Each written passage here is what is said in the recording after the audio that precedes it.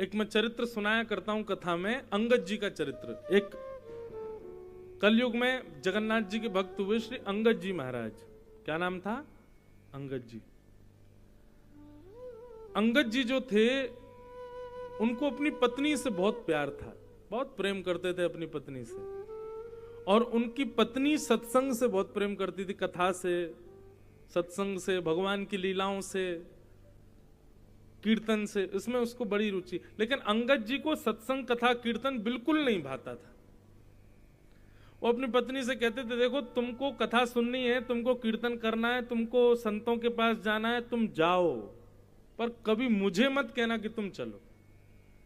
तुम कुछ भी करो, तुम्हारे लिए सब छूट है, मुझसे कुछ मत कहो। अंगद जी की ये बात पत्नी ने मान ली, बोली ठीक है जैसी आपकी इच्छा। एक बार एकादशी का दिन था, बढ़िया एकादशी के दिन अंगद जी की पत्नी ने क्या किया, संतों को अपने घर ही बुला लिया। बोले कि आज मेरे घर पर ही सत्संग होगा। और घर में महाराज ऐसे सब लोग बैठ करके बढ़िया हरिनाम संकीर्तन, कथा, सत्संग आदि होने लगा। इतने में अंगद जी आ गए। अंगद जी जैसे आए वो तो लाल ताते पड़ गए। महाराज बोले, मेरी बिना आज्ञा के मेरे घर में क्या ये धर्मशाला बना रखी है? सब नाच रहे हैं, गा रहे हैं, कथा कर रहे हैं। उसने जाकर के ये सब हटा दिया, महात्माओं के आगे हाथ जोड़े, बोले निकलिए यहां से तुरंत। किसकी आज्ञा से आए आप लोग? ये मेरा घर है, धर्मशाला नहीं है। यहां बैठ करके भजन पाठ, पूजन, कीर्तन, कथा कर रहे हैं, जाइए चलिए यहां से। अंगद जी ने जब ये काम किया तो उनकी पत्नी बड़ी नाराज हो गई। भक्तमाल जी में चरित्र आता है, ये ऐसी मनगढ़ंत कथा नहीं है, वास्तविक कथा है। तो श्री अंगद जी ने क्या किया, अंगद जी की पत्नी ने क्या किया, जिसको ठाकुर जी से प्रेम नहीं, जिसको ठाकुर जी से स्नेह नहीं, जो ठाकुर जी की कथा कीर्तन से स्नेह नहीं करता, मैंने फिर भी उसको अपने पति रूप में वर्ण किया। ठीक है, तब तक कोई बात नहीं, पर आज तो संतों की अवहेलना कर दी, संतों का अपमान कर दिया, और तब भी मैं इसको पति मानूं।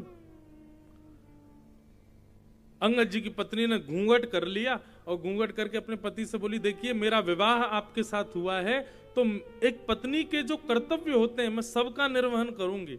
आपके लिए प्रसाद बनाऊंगी, आपके वस्त्र धोऊंगी, आपके लिए आपका ध्यान रखना, आपको औषधि देना, सब मैं करूंगी, पर मैं एक हरि विमुख व्यक्ति को अपना मुख नहीं दिखा सकती। इसलिए आपसे भी प्रार्थना कि जीवन में कभी मेरे मुख देखने की इच्छा मत कीजिएगा। मैं रहूंगी आपके साथ, सब करूंगी, एक पातिव्रत धर्म का निर्वहन करूंगी, लेकिन अपना मुख नहीं दिखाऊंगी, ये मेरा संकल्प है। अंगद जी ने खूब हाथ पांव जोड़े, बोले अरे गलती हो गई। बोले नहीं, आपने संतों की अवहेलना की कैसे, और संतों का जो नहीं है वो मेरा नहीं हो सकता। मैं उसको कम से कम देखूंगी नहीं, इतना तो मैं निर्णय ले ही सकती हूं। 1 महीना, 4 महीने, 5-6 महीने बीत गए, 1 साल बीत गया। 1 साल तक अपनी पत्नी को देखा नहीं। एक ही घर में रहते हैं, एक ही साथ भोजन करते हैं, लेकिन पत्नी मुंह छुपा करके रखती है। अंगद जी बहुत परेशान हो गए, क्या करूं। एक दिन अपने घोड़े पर बैठ करके जा रहे थे तो वहीं कहीं कथा हो रही थी। पहले तो देख करके लाल हो गए, बोले कि इस कथा ने मेरा घर बर्बाद कर दिया। पर इस कथा में ऐसा है क्या जो पत्नी को ये इतने प्रिय लगते हैं कि अपने पति को नहीं देखना चाहती। घोड़े को एक जगह बांध दिया और दूर पीछे जाकर के अंगद जी बैठ गए, सुनने लगे ये होता क्या है कथा में। और कथा सुनते सुनते सुनते सुनते सुनते थोड़ी देर में देखा कि सारे श्रोता खड़े हो गए। अंगद जी बोले, भैया आप लोग खड़े क्यों हो गए? बोले कथा विश्राम हो गई। बोले इतनी जल्दी? बोले 4 घंटे से चल रही थी। अंगद जी बोले पता ही नहीं चला 4 घंटे कब निकल गए। अच्छा भैया कितने बजे होती है ये कथा? बोले इतने बजे होती है, आप आना। अंगद जी दूसरे दिन महाराज समय से आ गए, फिर पूरी कथा सुनी। उनको इतना सुख मिला, इतनी शांति मिली उनके चित्त को। जो 24 घंटे अपनी पत्नी को याद करते थे, 24 घंटे इसी में लगे रहते थे, अब क्या करना, अब वो शांत रह करके शांत भाव से कथा सुनते। तीसरे दिन अंगद जी जैसे ही पहुंचे तो देखा आज तो कोई भी नहीं आया। अंगद जी ने किसी से पूछा, भैया कथा? बोले कथा तो कल विश्राम हो गई।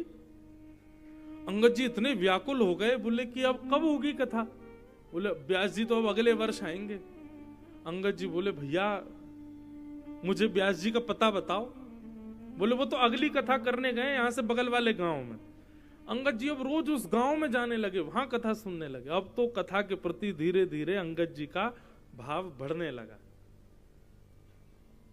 पहले अंगद जी घर आते थे तो आकर के पत्नी के आगे हाथ जोड़ते, बोले आज मान जाओ। लेकिन अब अंगद जी को कोई फर्क नहीं पड़ता, पत्नी मुंह छुपाए बैठी रहे, उनको तो शांति मिलने लगी कथा में। धीरे धीरे अंगद जी ने ठाकुर जी की सेवा प्रारंभ कर दी, नाम जप प्रारंभ कर दिया। पत्नी देखती तो बोलती मेरे को रिझाने के लिए कर रहे हैं सब, लेकिन मैं भी मानूंगी नहीं, संतों का अपमान किया। एक दिन उस नगर में फिर से कथा प्रारंभ हुई और अंगद जी महाराज कथा सुन। दोनों को ही नहीं पता कि दोनों एक ही कथा में जाते थे। वो अंगद जी की पत्नी स्त्रियों के पक्ष में, महिलाओं के पक्ष में बैठती और अंगद जी पुरुषों के पक्ष में बैठते। एक दिन व्यास जी ने कोई कीर्तन गाया और उस कीर्तन में अंगद जी खड़े होकर के नेत्रों से आंसू गिर रहे हैं, दोनों भुजा उठा करके कीर्तन में नृत्य करने लगे। पूरी जनता उनको देखने लगी। तभी अंगद जी की पत्नी की दृष्टि गई, कौन नाच रहा है? और जैसे ही पीछे मुड़ करके देखा, अंगद जी को देख करके उसको विश्वास नहीं हुआ कि ये मेरे पति ये नृत्य करने हैं। एक दिन दो दिन देखा तो वो तो बिल्कुल अकिंचन एक कोने में बैठ के नेत्र बंद करके पूरी कथा सुनते हैं, नेत्रों से आंसू बहते हैं, कथा विश्राम होते हैं, आंसू पहुंचते हैं और सीधे घर पहुंच जाते हैं।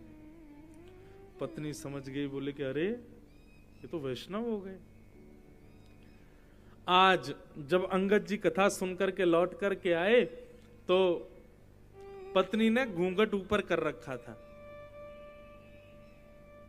अंगद जी जैसे ही आए, आकर के नेत्र उठा करके देखा, तुरंत अपनी आंख बंद कर ली। बोले सुनो मैं आ गया हूं घर में, तुम घूंघट करना भूल गई हो, चलो जल्दी घूंघट कर लो।